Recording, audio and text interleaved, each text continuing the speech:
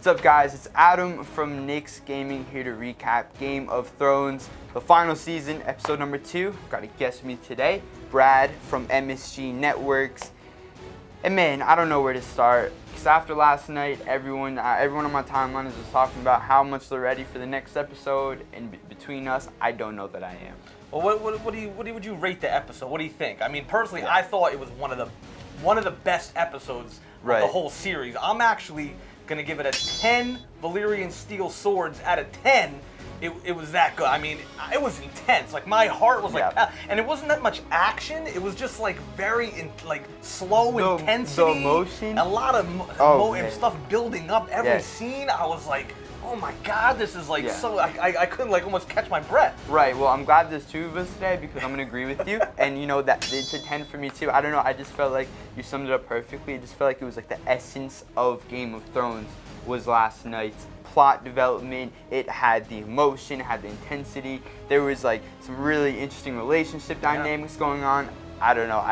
To me it was probably my favorite episode maybe in the show. Wow, that's legit. Yeah, because it's setting up for it's like a monumental setup. I feel like this is a moment in human history. Like this whole you know what I mean? That every Sunday is going on right now for the next 4 weeks. I feel like it's a moment, and last night was kind of the final time we'll see so many characters, and so much of the story has led up to this moment right here. Yeah, the Jaime scene early in the beginning, that was crazy. That like he was sort of on trial with Daenerys, and when you think about it, like he killed her father.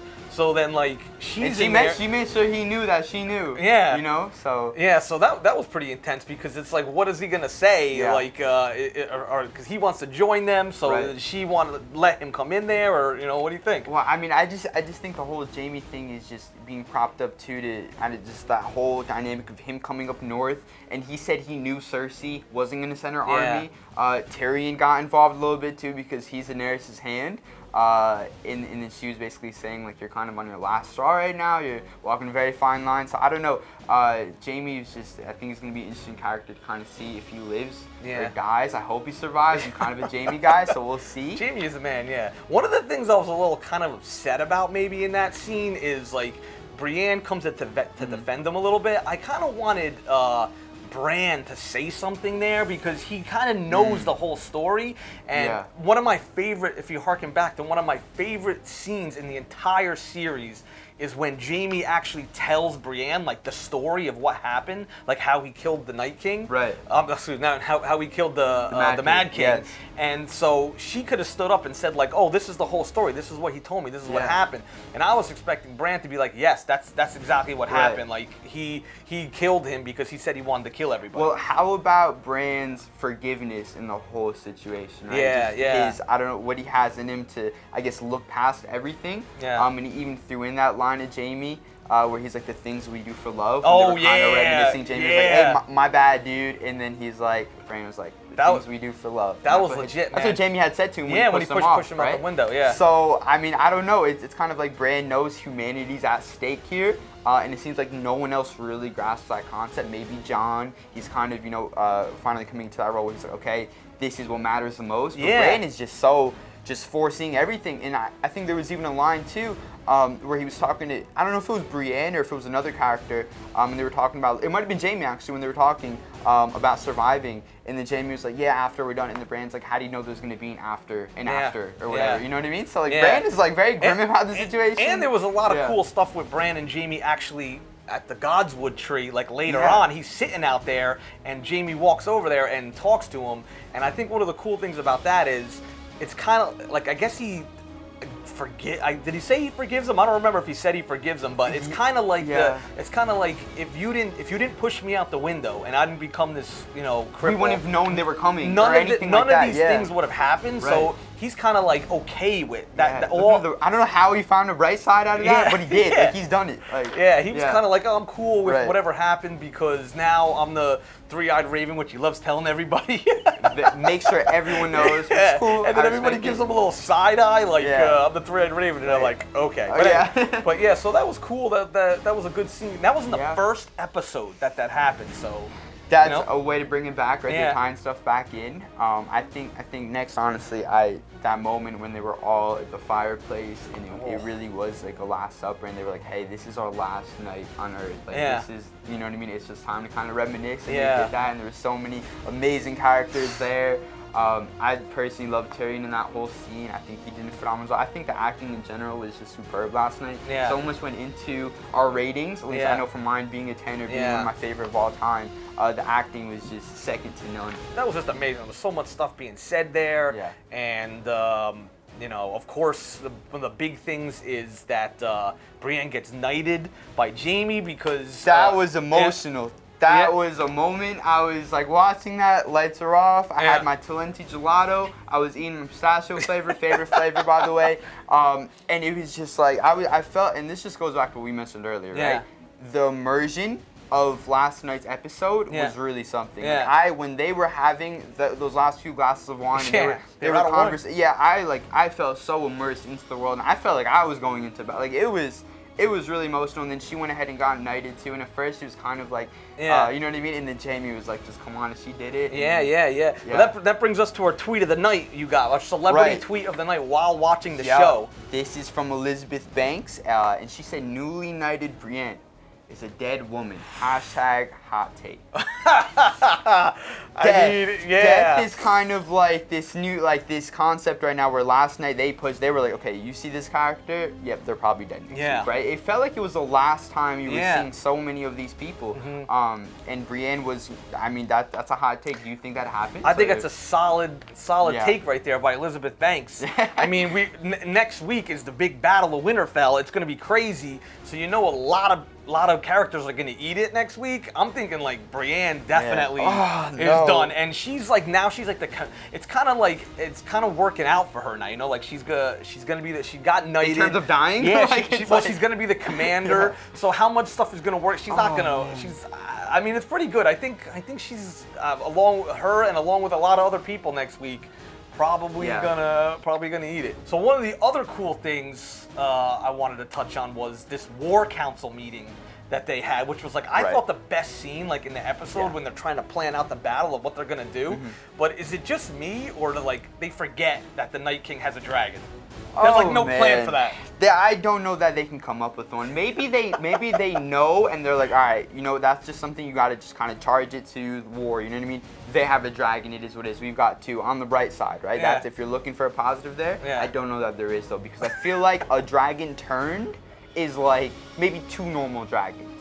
I don't know. I don't know, dude. That's gonna be a whole different. It's gonna come out of nowhere too, because when they showed us at the end, the White Walkers, right, and their whole army, we didn't see a dragon. We saw them on horseback. I think he's just gonna come. The dragon's gotta be there. Right when we think we may have them. I can't believe that though. I feel that was like ridiculous. Like Davos even says, like, or Jon says, we're gonna use the dragons, our dragons, to like kind of deal with the army. They're gonna take care of most of the army. And no one thought to say like, hey. And then they're like, oh yeah, but you know, Viserys over there. That's like the one who broke the wall. Like, the dude blows down the wall. The wall's not there because of him. The guy blows down the wall. They're just like, don't worry about that thing. So I mean, they're confident. I feel like you need like a kind of a plan for that. And then they want to have, how about the whole plan where like Bran is gonna be. Bran says that the Night King has his mark on his arm, and which is pretty awesome. The whole thing about how that you finally found out like what the Night King's motivation is that he just wants to kill all life, and he has to kill Bran because if he's alive, then he at least remembers. Isn't that something? Like, that's just a different, like, that's like a sci-fi element almost, where like a Thanos from Avengers, where he just kind of wants to wipe out the population, but he knows Bran is like the mind, and he can, I guess, go through time. He can be. Well, he remembers everything that ever happened. So the plan is to have him be bait, I guess, by the Godswood tree. Right. And is the Night King just supposed to like walk in there or something? And then Theon's like, I'll protect you. I mean, you gotta get some more protection. Theon Greyjoy, you gotta love it. Well, I mean, I guess I can kind of go into the prediction of next week's episode. And I said it earlier, but like I'm not really sure that I'm ready for it, because last night really was just like a final goodbye and like that's just a different level of emotion that I've never experienced with a TV show before. So next episode is just gonna be like this person's gone, this person's gone. The White Walkers are gonna look like they're winning for a while. Yeah. They might just win it. I don't know. Yeah. It's gonna be, I believe, the longest fight scene or war scene right? in history of television or film. Don't quote me on that. I'm pretty sure though. Yeah, something like that. Took forever to film. What I think's gonna happen though is I think the Army of the Dead is basically gonna win. They're either gonna kill like a bunch of people, and somehow like the main guys are gonna like escape. Somehow. So Winterfell will be there. So by the end of that. Yeah. So they're. I can see that. Because one cool thing about in the open actually, I don't know if you noticed, they have the new open, the title open, and there's a thing where the tiles turn blue, where the White Walkers, where the Army of the Dead is like walking, the tiles flip over blue. Brad, I did not need to know that. Yeah. So you see, they like took the last episode, and they go to Winterfell. So I mean, obviously, I think somehow they're gonna some way sort of win there. They might even kill I think they're probably gonna kill another one of the dragons, maybe. But I think that's definitely a big thing. It's like how the Rhaegal and Drogon are gonna like battle. Right. Because is Jon gonna ride one, and then he's gonna try to? I still can't believe they didn't mention anything about that in the lore. I mean, that is like that's the only thing that's bothering me. But it's not. It's okay. It's not horrible. But I just think that was nuts. But I think just in general, the Army of the Dead is basically gonna win. And like if you saw in the trailer stuff, you saw like Arya like running through the crypts. There's a lot of these weird rumors that the Night King gets into the crypt and like raises all these Starks. And like Ned is like Ned, come back no head Ned or something like that. So I mean, but what do you got? What's your take on the? I mean, well, here's the thing, right? There's so much that can happen, and I'm not so sure that I can accurately predict. I don't know that anyone can. So with that being said, I think I'm just gonna lay back and and I'm kind of just gonna enjoy the show and kind of I'm gonna bring up a quote here from our guy who was it? It wasn't Ramsey. It was Ramsey Bolton, I believe. Yeah. And if you think this has a happy ending, then you just haven't been paying attention. Man. And with that being said, I don't know that this next episode will. One big thing we forgot to mention, which we could have got into, is what ended with the final scene is when finally like Jon tells Daenerys like what the gist is, and I think that was awesome because I don't know how you think about it, but I kind of like Daenerys tells Sansa like earlier in the episode like, oh, I love your brother, that's why I came here. So apparently like she legit digs the guy, but then when he says like, oh, Sam read a book.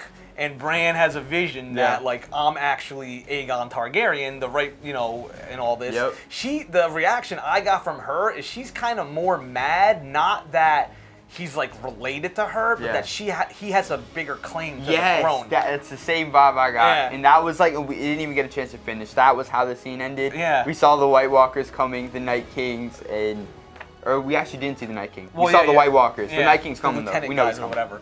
Yeah, but that scene was crazy. Like we were waiting for last week. You got him finding out, and then this episode he tells her the news, and then it's like all the fans were waiting for that because at the end of season 7, like and then now finally they both know. So it's like, what is the deal? And Game of Thrones timing. You tell the most important war general in the entire army that she's related now to her love interest as the horn sounds. We have our theories here, and I guess we're just going to have to sit back and see what ends up happening. But last night was definitely an episode to remember. It was awesome. Like I said, it was one of my favorites ever. With that being said, I don't know that there's a happy ending, so we'll just have to see what ends up happening. So you guys can catch us next week, next Monday. Season 8, final season of the greatest show in TV history, in my opinion, Game of Thrones. No doubt. Episode number 3, longest war scene ever. And we'll be back with hopefully not too many tears, so we'll see what happens.